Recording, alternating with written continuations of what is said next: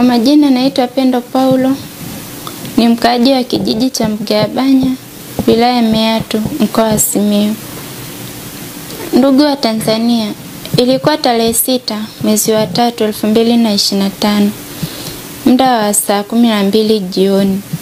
Nilipigiwa simu kwa namba 07 52 35 23 51. Na huyo mtu alijitambulisha kwa majina anaitwa Msambuga. Mazungumzo ilikuwa ni kama ifuatavyo. Aliniuliza, bila shaka naongea na Pendo Paulo. Nikamwambia ndo mimi. Akaniuliza, JKT umekaa miaka mingapi? Nikamwambia nimekaa miaka 2. Akaniuliza, unajua kutumia silaha? Nikamuuliza kuna shida gani? Akasema nijibu bora usiogope. Nataka nikupe kazi. Mimi nitakulipa pesa yoyote utakayotaka. Ila nikukabidhi silaha ukafanya mashambulizi kwa Luhaga Mpina, mbunge wa jimbo la Kisesa. Nikamwambia siwezi nikafanya kazi haramu kama ile. Kama una pesa kawagawie maskini wasiojiweza. Akakata simu. Alipokata simu mimi nikampigia, hakupokea. Nilikaa na hilo jambo ndani ya siku 4 bila kumwambia mtu yeyote. Tarehe 11 mwezi wa 3 2025, mida ya saa 5 asubuhi, nilipoti hilo jambo kituo cha polisi Meatu na nilipokelewa na Afande Shafii.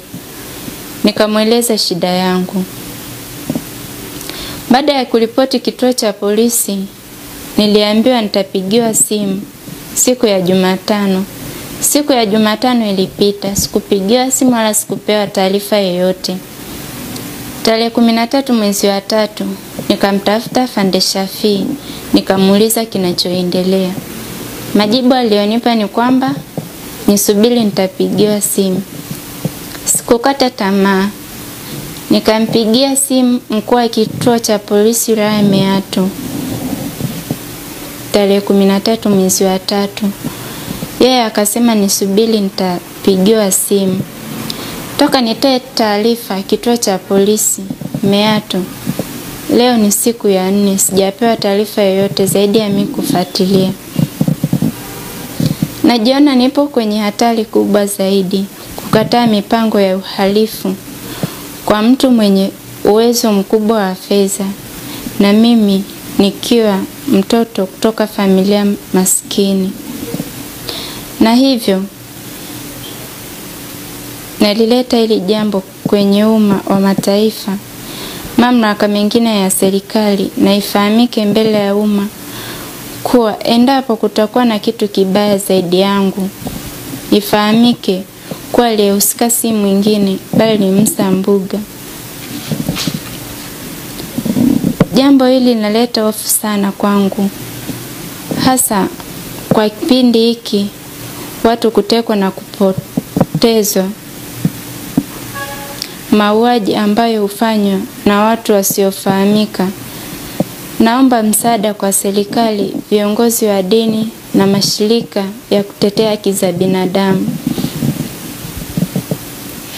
Kama mimi nilikataa mpango huo, sijui kaandaa watu wangapi kwa ajili ya uhalifu, au mi baada ya kukataa hilo jambo alinifikiriaje. Kiufupi sina amani, maana nahisi nipo kwenye hatari. Naomba msaada kwenu.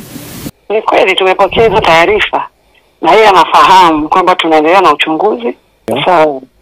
Sasa labda tu muombe awe mtulivu wakati taarifa zinashughulikiwa.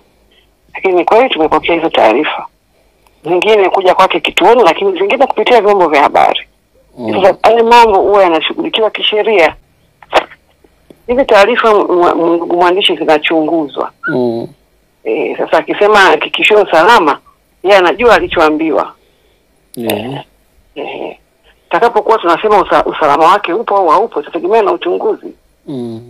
Lakini kwa sasa tunahakikisha kwamba Meatu ni salama na Simiyu ni salama. Ndio. Sasa tumekuwa hatuwezi kufanya kazi kwa kupitia vyombo, kwamba leo ataibuka chombo hichi, kesho ataibuka chombo kile. Huo sio utaratibu. Ajue kwamba taarifa alizozitoa ni nyeti na zinashughulikiwa kwa unyeti huo. Sawa sawa. Kwa hiyo mimi niombe tu kutulia, kwa watulivu, kila kitu kiko contained.